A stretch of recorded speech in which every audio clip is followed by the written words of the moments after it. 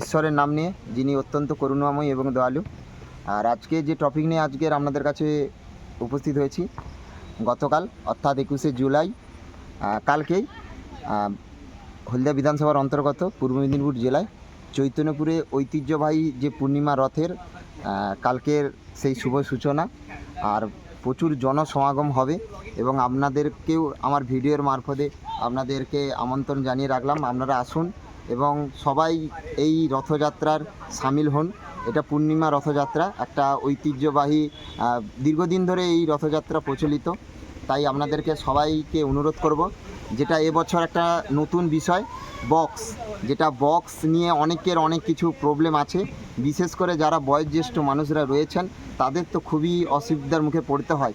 কিন্তু এবছর কোনো বক্স রথে থাকছে না বিভিন্ন রকমভাবে। তাই আমি এটাকে বলবো যে এটা সঠিক, খুব ভালো ডিসিশান।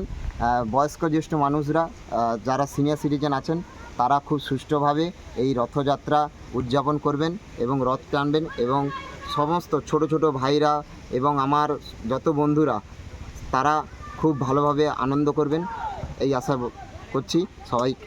সবাইকে আমন্ত্রণ জানিয়ে আমি এখানে শেষ করলাম।